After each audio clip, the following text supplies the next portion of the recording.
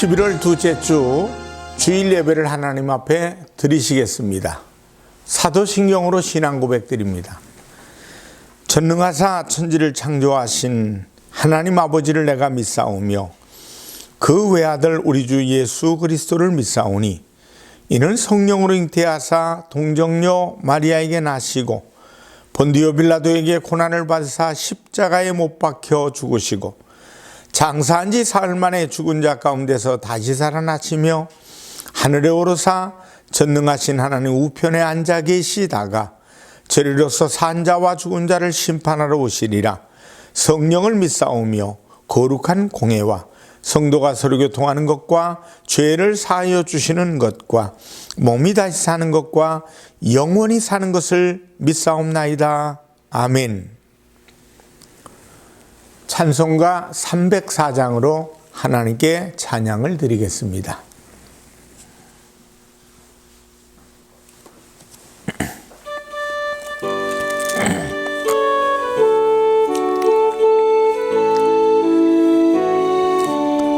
그것인 하나님의 사랑 말로 다 형용 못하네. 저 높고 높은 별을 넘어 이 낮고 낮은 땅 위에 죄범한 영혼 구하려 그 아들 보내사 화목제물 삼으시고 죄 용서하셨네.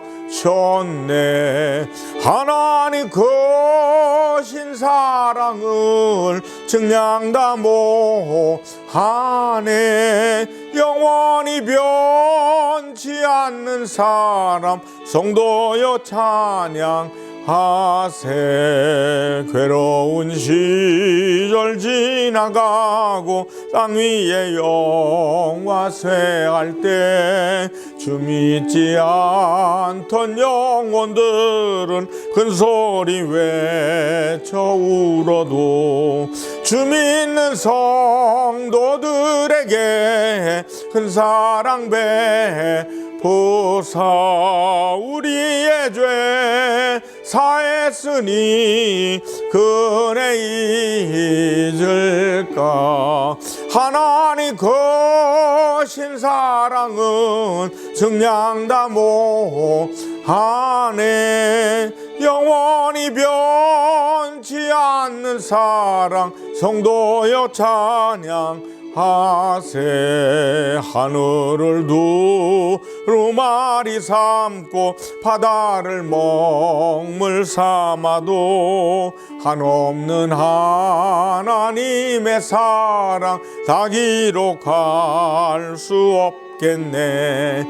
하나님의 크신 사랑 그 어찌 다 쓸까. 저 하늘로 비싸도 채우지 못하리. 하나님 크신 사랑은 증량다 못하네. 영원히 변치 않는 사랑 성도여 찬양하세.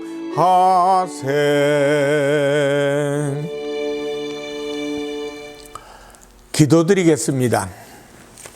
살아계신 하나님 아버지, 오늘 11월 둘째 주를 통해 하나님 앞에 영광을 돌립니다.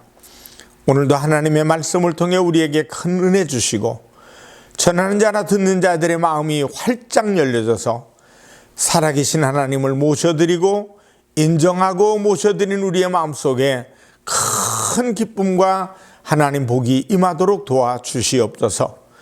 오늘 있는 모습 그대로 나왔습니다. 추한 대로, 못난 대로, 부족한 대로, 또 병든 대로 나왔습니다. 말씀을 듣는 순간에 치료가 있게 하시고, 말씀을 듣는 순간에 우리의 마음속에 아버지의 도우심과 인도하심, 우리의 마음에 큰 기대와 은혜가 채워지는 시간이 되도록 도와주시옵소서. 예수님의 이름으로 기도드리옵나이다. 아멘. 은혜 받으실 말씀은 아가서 4장 7절에서 16절 말씀이 되겠습니다. 나의 사랑 너는 어여쁘고 아무 흠이 없구나. 내 신부야, 너는 레바논에서부터 나와 함께하고 레바논에서부터 나와 함께 가자. 아마나와 스닐과 헤르몬 꼭대기에서 사자굴과 표범산에서 내려오너라. 내 누이 내 신부야, 네가 내 마음을 빼앗았구나. 내 눈으로 한 번 보는 것과 내 목에 구슬 한 꿰미로 내 마음을 빼앗았구나. 내 누이 내 신부야, 내 사랑이 어찌 그리 아름다운지. 내 사랑은 포도주보다 진하고 내 기름의 향기는 각양 향품보다 향기롭구나. 내 신부야, 내 입술에는 꿀방울이 떨어지고 내 혀 밑에는 꿀과 젖이 있고 내 의복의 향기는 레바논의 향기구나. 내 누이 내 신부는 잠근 동산이요 덮은 우물이요 봉한 새미로구나. 내게서 나는 것은 석류나무와 각종 아름다운 과수와 고메라와 나도풀과 나도와 번홍아와 창포와 개수와 각종 유향목과 모략과 침향과 모든 귀한 향품이요. 너는 동산의 샘이요 생수의 우물이요 레바논에서부터 흐르는 시내로구나. 북풍아 일어나라, 남풍아 오라. 나의 동산에 불어서 향기를 날리라. 나의 사랑하는 자가 그 동산에 들어가서 그 아름다운 열매 먹기를 원하노라. 아가서 4장 7절에서 16절 말씀을 통해서 솔로몬의 사랑, 이런 제목으로 은혜를 나누겠습니다. 아가서는 솔로몬 왕과 술라미 여인과의 애틋한 사랑을 담은 노래입니다. 신랑된 솔로몬은 예수 그리스도를 의미하고 신부된 술라미 여인은 성도들을 의미하고 있는 만큼 아가서에는 성도를 향한 하나님의 애절한 사랑을 흠뻑 노래하고 있습니다. 솔로몬 왕이 그토록 사랑했던 술라미 여인은 과거에 아주 위험한 험한 곳에 살았던 사람입니다. 8절 말씀에 보면 내 신부야, 너는 레바논에서부터 나와 함께하고 레바논에서부터 나와 함께 가자. 아마나와 스닐과 헤르몬 꼭대기에서 사자굴과 표범산에서 내려오너라. 이는 술라미 여인이 얼마나 험한 곳에 살았는가를 말해주고 있습니다. 어머니와 아마나 그리고 스닐과 헤르몬은 레바논에 위치한 험준한 산입니다. 특히 헤르몬 산은 해발 2800m나 되는 산으로 바렐산 지역에서 최고로 높은 악산입니다. 이렇게 험한 지역이 있으므로 이것은 들짐승과 폭설이 아주 유명합니다. 8절 말씀에 사자굴과 표범산은 그것을 표현하는 말로 맹수들이 들끓었던 위험한 곳임을 한눈에 알 수 있죠. 이런 곳에서 연약한 여인이 산다는 것은 결코 안전한 것이 될 수가 없습니다. 그래서 솔로몬 왕은 그녀를 안전하고 평안한 왕궁으로 데려가겠다고 제의를 합니다. 8절의 말씀을 보니까 내 신부야, 너는 레바논에서부터 나와 함께하고 레바논에서부터 나와 함께 가자. 신부를 험악하고 위험한 레바논 산에서 데려가겠다. 내려가겠다는 겁니다. 그리고 사랑하는 여인을 왕궁으로 데려가 왕비의 관을 씌워주겠다는 겁니다. 우리도 마찬가지입니다.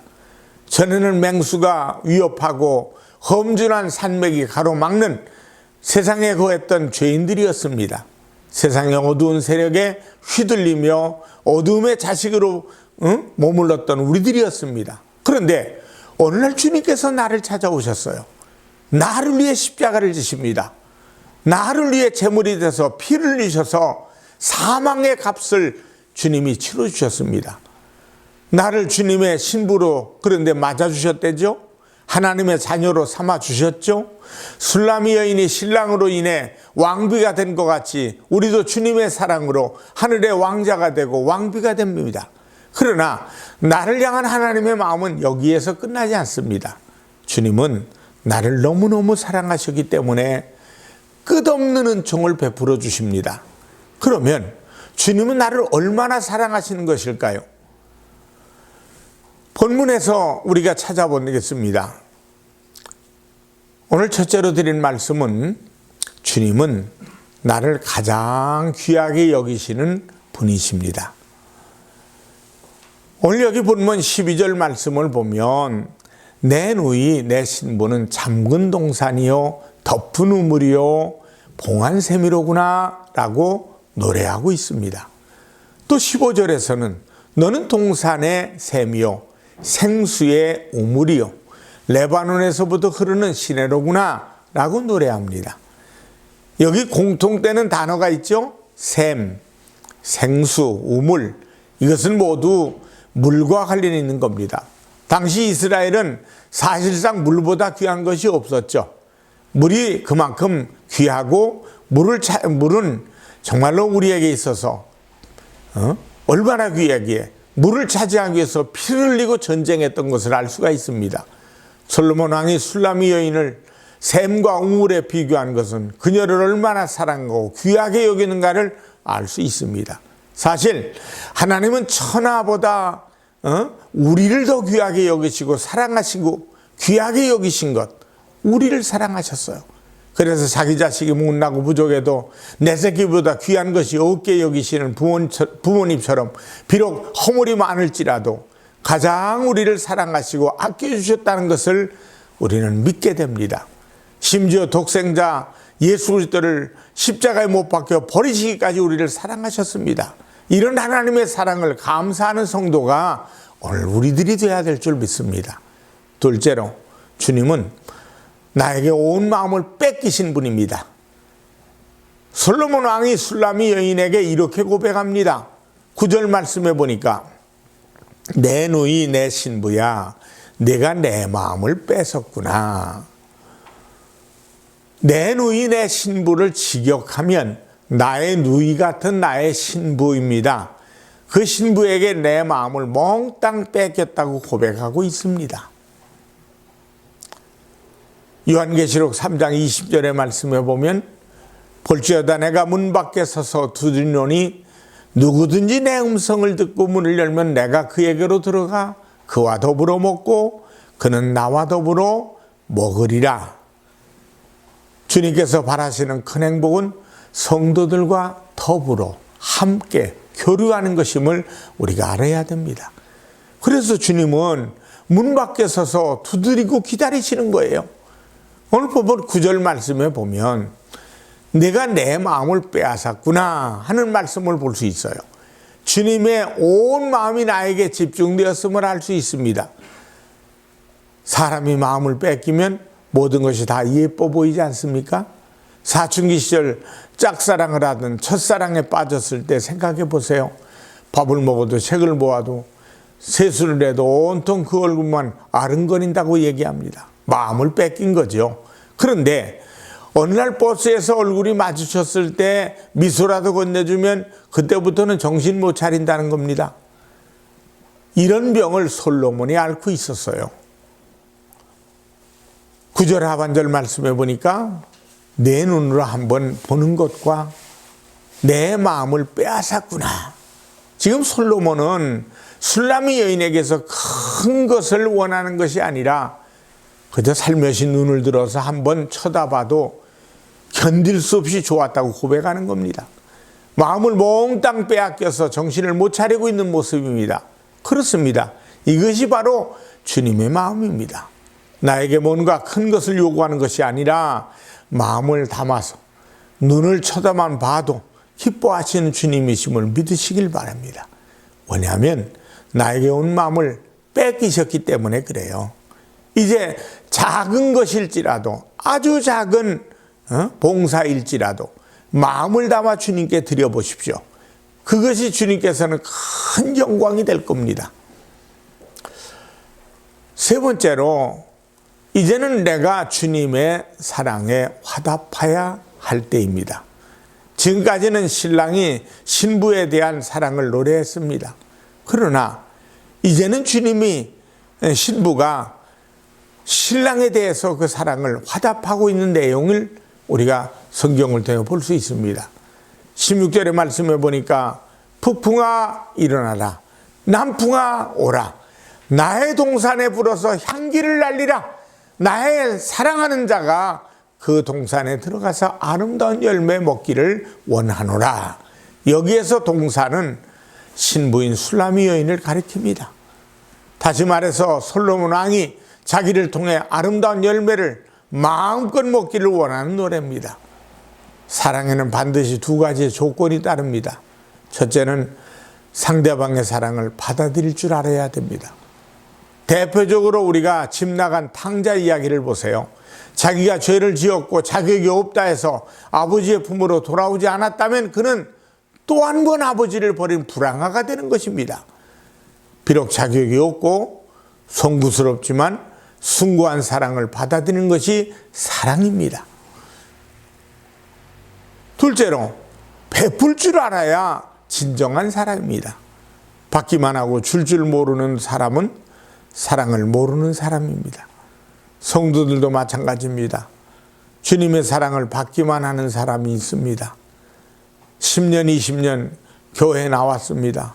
아니, 그보다 30년을 나왔어도 뭔가 주님을 위해서 힘쓰고 애쓴 것이 없는 사람은 문제가 있는 거 아닐까요? 나이를 먹었지만 아직도 사랑을 모른다는 것은 매우 심각합니다. 술라미 여인을 보십시오. 솔로몬의 사랑에 감격하면서 사랑의 화답을 보내지 않았습니까? 우리는 말로 형용할 수 없는 사랑을 받은 사람입니다. 엄청난 십자가의 사랑을 끝없이 받아왔습니다. 이제는 그 사랑에 보답하는 성도가 되어야 되겠습니다. 희생이 따르더라도 나를 통해서 영광을 돌려야 하겠으며 주님이 기뻐하시는 모습을 보며 나도 기뻐할 수 있어야 하겠습니다. 하나님의 사랑을 받을 뿐 아니라 주님을 사랑할 수 있는 우리 모두가 되시기를 주님의 이름으로 축원합니다. 기도하십시다. 살아계신 아버지 하나님, 솔로몬과 술라미 여인을 통해서 주님과 우리의 관계를 다시 한번 조명하게 하시고 그 가운데서 얼마나 솔로몬이 술라미 여인을 사랑한 것을 알 수 있고 그 사랑이 바로 주님이 우리를 사랑하심, 주님이 우리를 축복하시는 아름다운 모습을 들었사오니 주여, 사랑받고 있는 우리들을 통해서 이제 베풀 수 있는 넉넉함이 있게 하시고 또 나눠줄 수 있는 풍성함이 있게 하셔서 나를 통해 주의 영광이 드러나게 만들어 주시옵소서. 예수님의 이름으로 기도드리옵나이다. 아멘. 헌금을 위해 하나님 앞에 기도하겠습니다. 살아계신 하나님 아버지, 믿음의 씨앗을 하나님 앞에 즐겁고 기쁜 마음으로 심었습니다. 감사함으로 심었습니다. 이 예물이 주님께 심겨져서 꽃이 피고 잎이 무성하며 또 열매를 맺게 하시되 맺음뿐만 아니라 거둘 수 있는 복도 주시고 누릴 수 있는 복을 주셔서 나눠주고 구워줘도 부족함이 없는 복 있는 우리의 발걸음 생활 되게 하여 주시옵소서. 이 드려진 예물에 30배, 60배, 100배 감사, 선교, 건축 11조가 복되게 하시고 우리의 손길이 간구할 때마다 제목을 써낸 기도 제목마다 열매가 되게 하여 주시옵소서. 예수님의 이름으로 기도드리옵나이다. 아멘. 축도하겠습니다.